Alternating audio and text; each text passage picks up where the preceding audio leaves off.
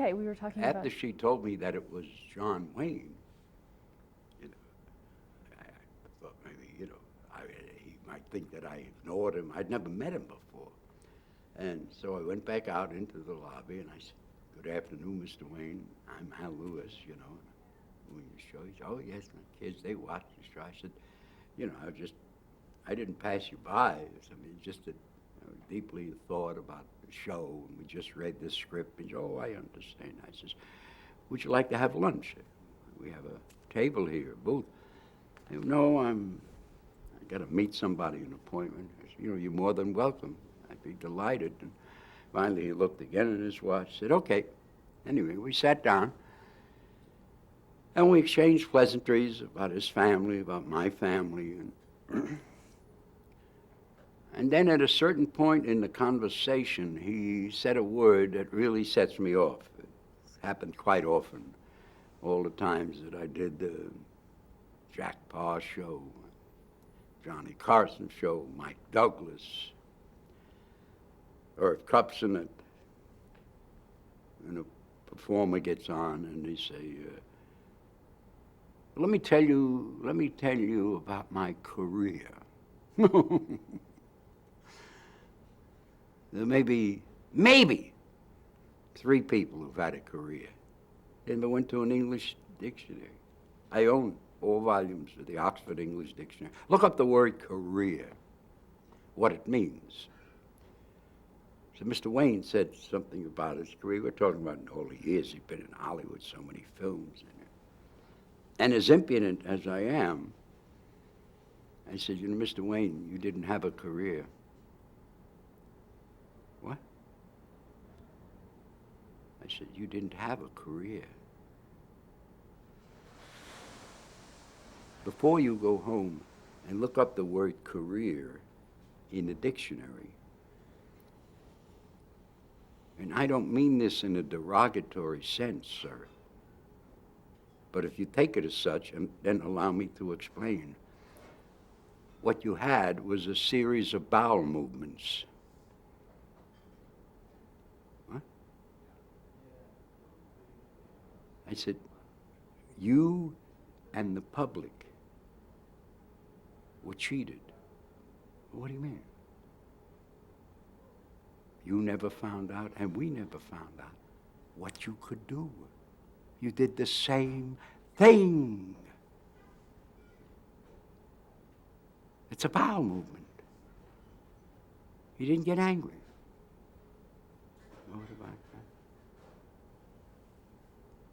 That's what we had. You were more fortunate. You had a more lucrative series of jobs. That's what I've had. We're all monkeys looking for the organ grinder.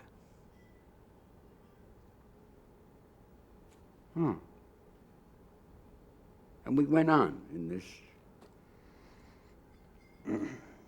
And that's my view. I've told this to probably nobody as popular as Wayne, although Wayne was, a biggie, the Duke, a biggie.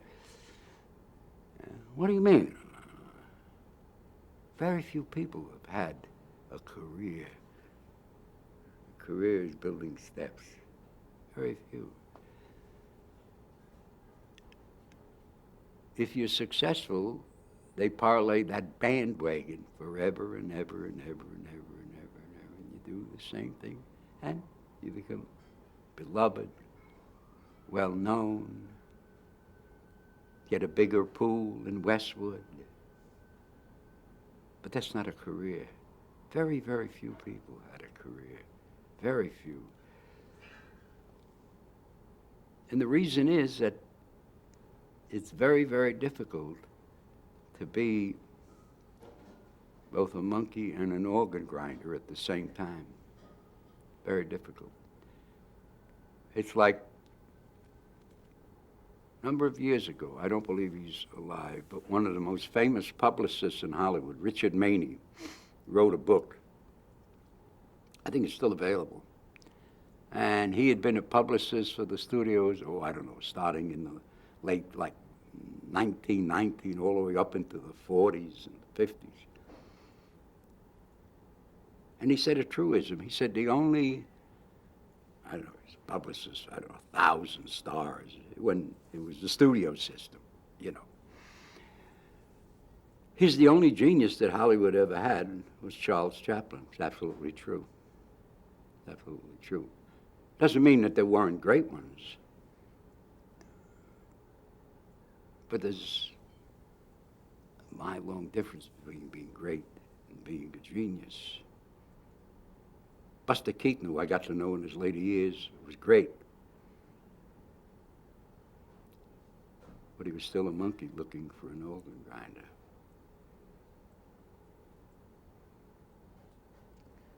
I didn't know Babe. I didn't know Oliver Hardy. I knew Stanley. And I discussed that with him. He said, "You're right, Al." Stanley, I mean,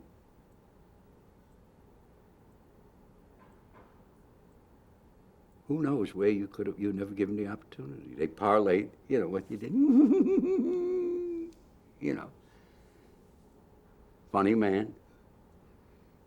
Created all the shtick. He would tell the Babe. Babe trained as an opera singer, the Babe.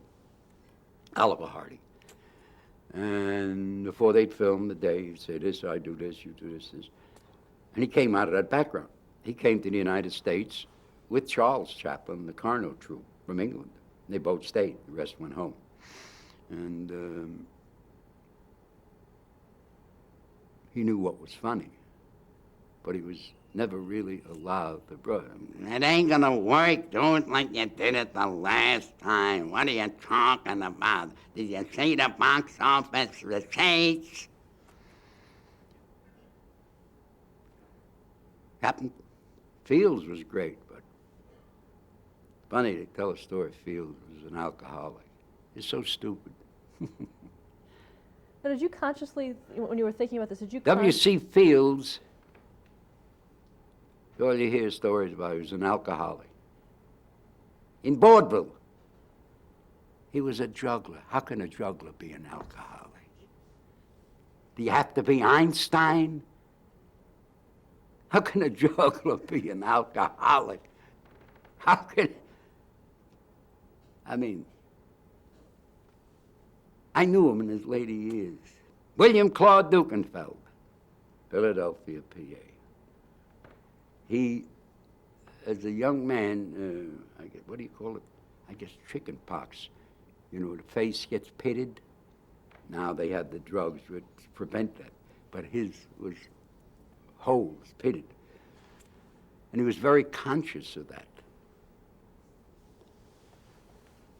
And either I or somebody once asked him, when you were juggling, you never talked. And he was a pretty good juggler. He wasn't, as the studio said, the greatest. Greatest juggler was Francis Brunn, but he was a good juggler. I can tell you his closing bit. They said to him, "Why didn't you talk?" And he said, "I didn't talk, but then people would concentrate on my face. His nose all pitted." And they sat on his career.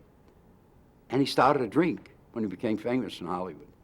"Well, you can't do that, Field. You can't do that." You know, the rag merchants. So now it's a different group that run it. The same thing, you know. Same thing. Let's go back to your television work. And, How what? Let's go back to your television work. Sure. In 1961, you began on Car 54, Where Are You? I started doing that. I was in a musical on Broadway at the St. James Theater with Phil Silvers and Nancy Walker and Davy Burns and George Matthews and George Gibbett, Nancy Dussault, called Do Re Mi. I'd worked for Nat Hiken before, who I consider one of the three writing comic geniuses. George S. Kaufman, S.J. Perlman, and Nat Hiken. And I'd worked for Nat before. in radio. That was a writer on the Fred Allen radio show.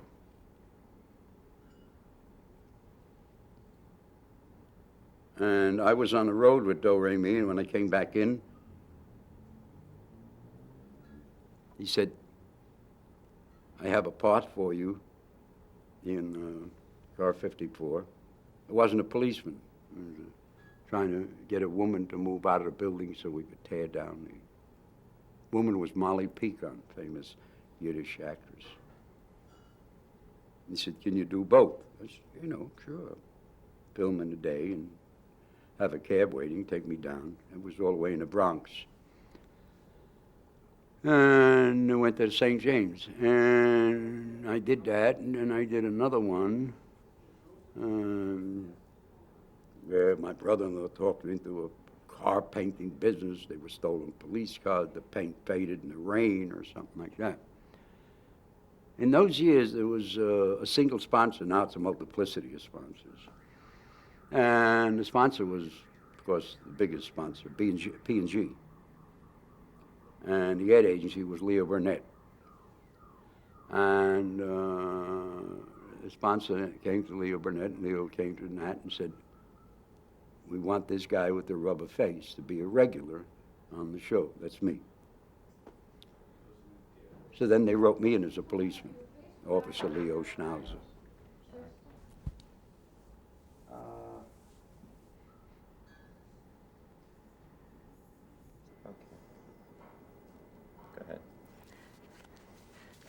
Okay, we left off with you talking about how you were cast as a regular on Car 54. Yes, I will tell you.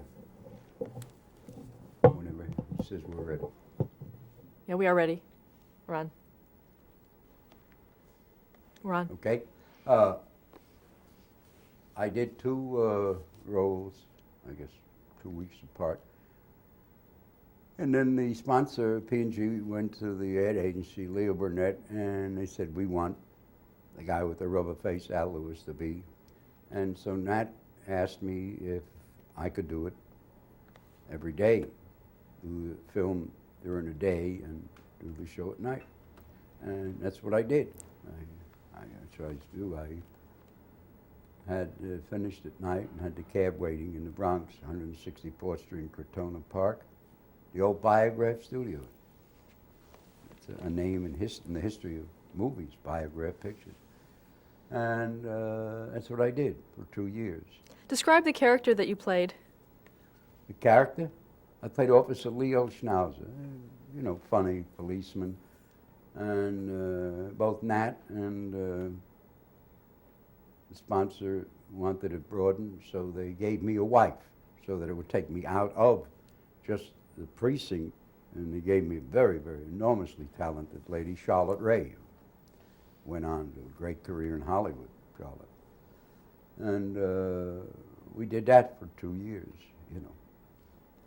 that's what we did. And I was doing Do Re Mi and doing Car 54, Where Are You? And right after that, went into the Munsters. They called and said they were doing a pilot. Actually, I'd like to talk a little bit more about Car 54, if that's okay. What do you mean? I'd like to ask you some questions specifically about working on Car 54, particularly about Nat Hiken's style and how he ran that show. Well, I don't know about style. I forget what the trade publication is for writers or something, but about 1.5 years ago, I did a whole interview with a guy who wrote an article about Nat.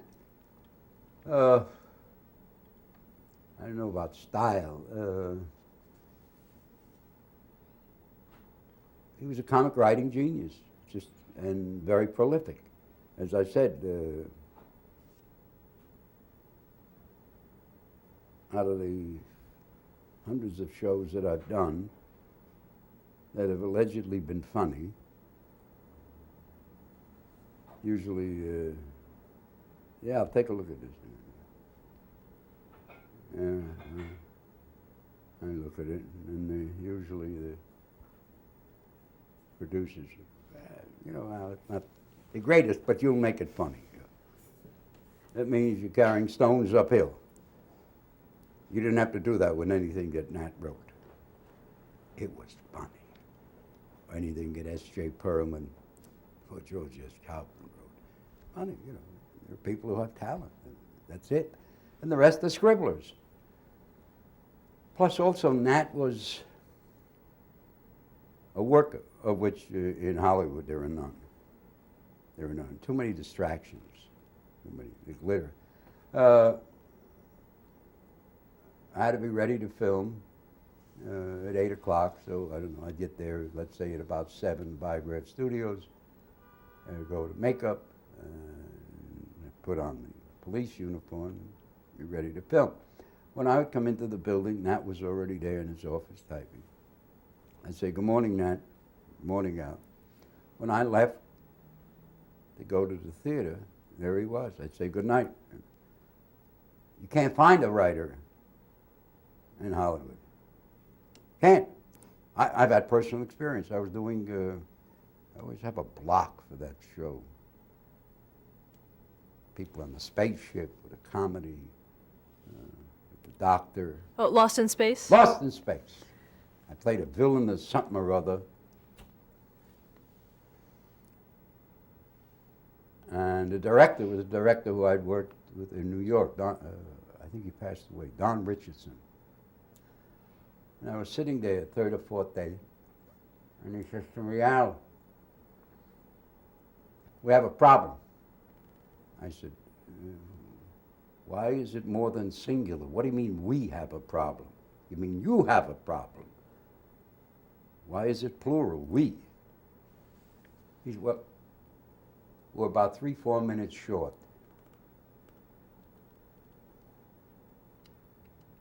So we call up a writer.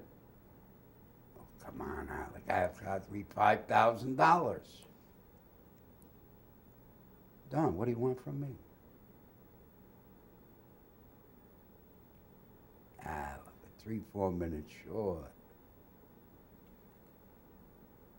So a good friend of mine, I always have a block, who played the doctor, the Fae. Jonathan Harris? What's his name? Jonathan Harris. I love him. I love him.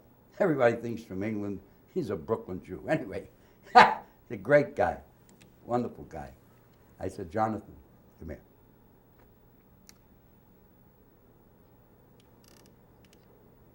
Don says, they're short 3-4 minutes. Cheap bastards don't want to.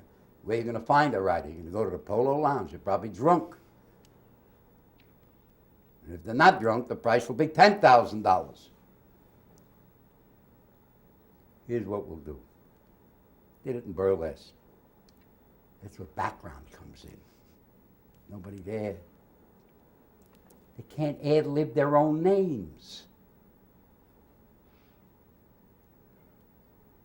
Don't panic, Jonathan.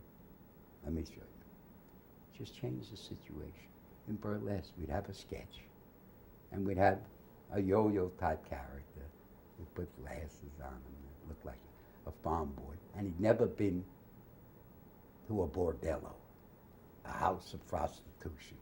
And we're convincing him that he's scared, and this and this and this, and we lead him to the door. And he doesn't have the gumption to open the door, and he comes back. I said, we call it the hesitation waltz, Jonathan. Here's what happens. Here's the scene. I'm going to walk you up the plank into the rocket ship. That's in the script. And the rocket ship takes off, and it blows up, and you get killed. And I become whatever, the winner of the battle of who knows what. It's very simple.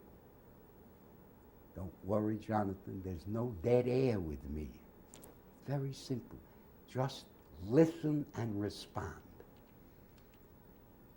Forget paper. Paper's crap. Forget paper. I'm going to walk you up. It's going to be a very comfortable. The sights you are going to see, you won't believe. I get you to the door. Now, have a safe trip. I go back down. Don't turn around. Stand there, the camera on the back of your head, and everybody will think you're thinking. Count 4. 1, 2, 3, 4. Not out loud, Jonathan. Then turn around, walk back down and say, wait, now did you say whatever you want to say? I'll pick it up. How fast will it be going? Don't say whatever you want to say, Jonathan. We'll talk a little there. I walk you back up the plank. I get you to the door. All right? Now you got it this time. Okay? You understand? Right? Nod your head. Good. Very good. Have a safe trip. I'll see you on the way back. I go down. Stand there. Don't turn around. Count 1, 2, 3. Add 1, 4. Turn around slowly. Quizzical will come back down. Did you say I was going to be safe? Say whatever you want. That's how we got 3, 4 minutes. Nobody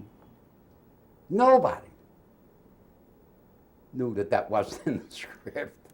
Nobody. Don Richardson came to me and says, I'm stuck. No, I mean, it comes from having had to do it. There's nothing stronger than the experiential. Nothing stronger than the experiential. Now, did you use that experience, like, going back to Car 54, to create the character? Or? Nat Hiken, because he knew of the experience that I had. He gave me carte blanche to ad lib. Nobody else with Nat. Word for word, period for period, punctuation mark. The scenes in the Munsters, in the laboratory. You know what's written? That's Al Lewis.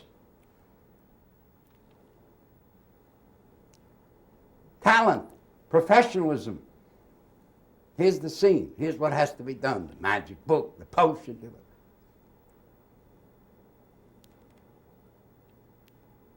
There are no magic pills. I did it. I did it. I did it in vaudeville. I did it in burlesque. I did it in radio. I did it.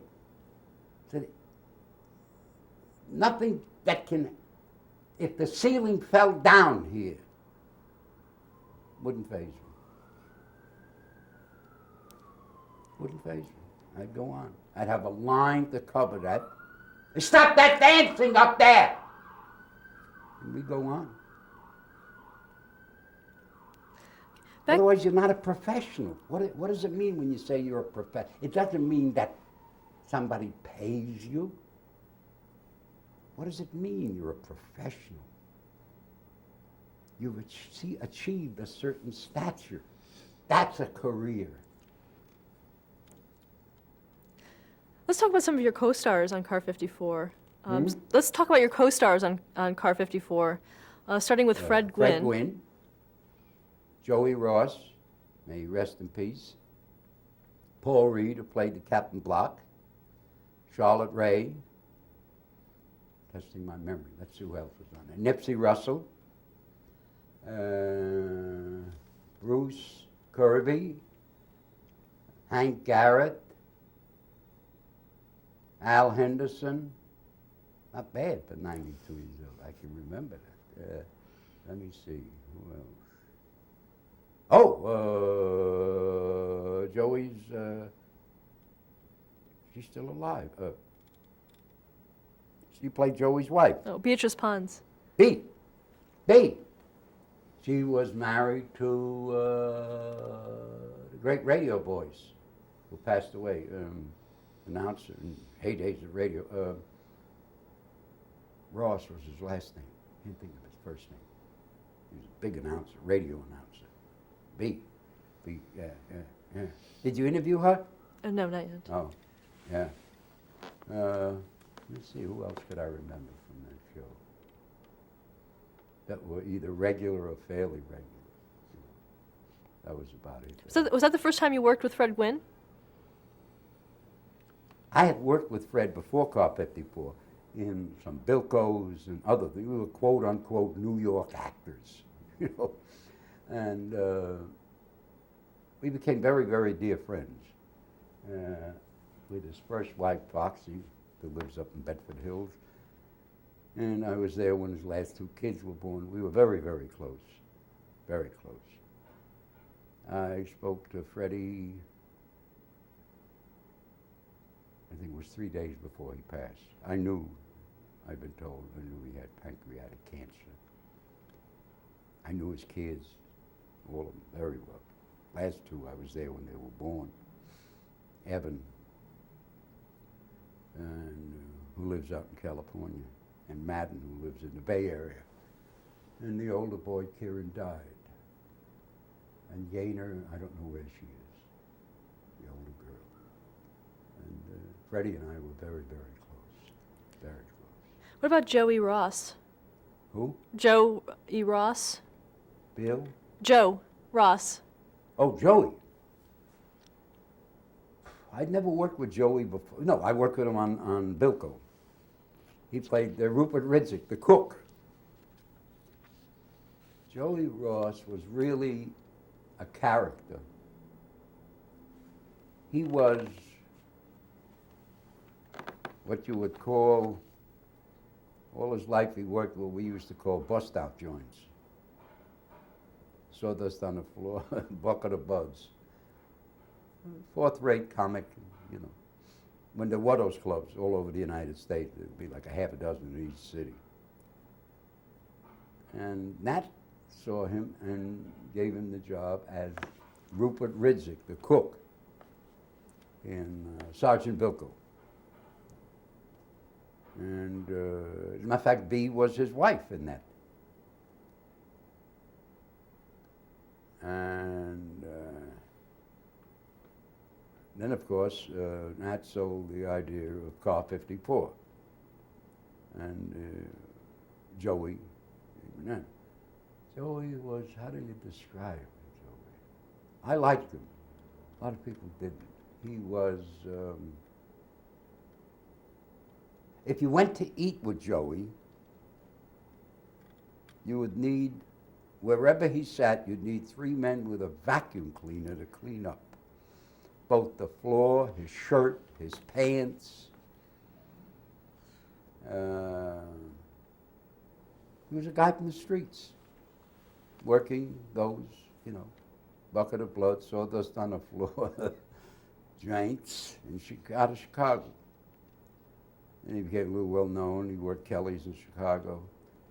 And he went to California. He did that ill-fated series with Imogene Coca. It's About Time, about cavemen.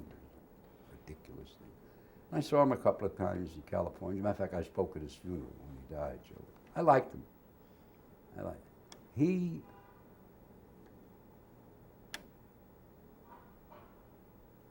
said to me one of the most poetic, greatest lines that I ever heard in my life. I'm not telling tales out of school now. Joey, I liked you, Joey. We used to go out together. A lot of people thought you were, you know, uncouth and whatnot. Joey was married 7 times. All 7 were hookers. He'd be the first one to tell you. On the show, he wasn't that funny. If you sat and he told you stories about the hookers that he married, you'd die laughing.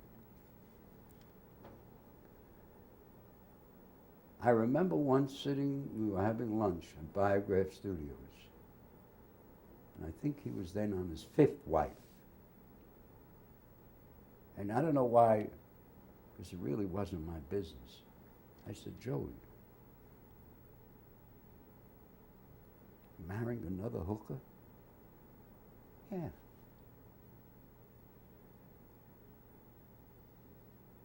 I said, why? He never called me by my first name. He didn't remember. He called me by the name in the series. Leo, let me explain something. My name was Leo Schnauzer. Wherever we went, the Copacabana, hey, Leo, come here, I want you to meet this girl. And the first couple of times, who the hell is Leo? It was me. I said, it's about the 5th hooker. He said, Leo, you know what a great feeling it is? I come home, I put the key in the door, and there's somebody there waiting for me. I never forgot that. Okay, let's stop here to change the tape.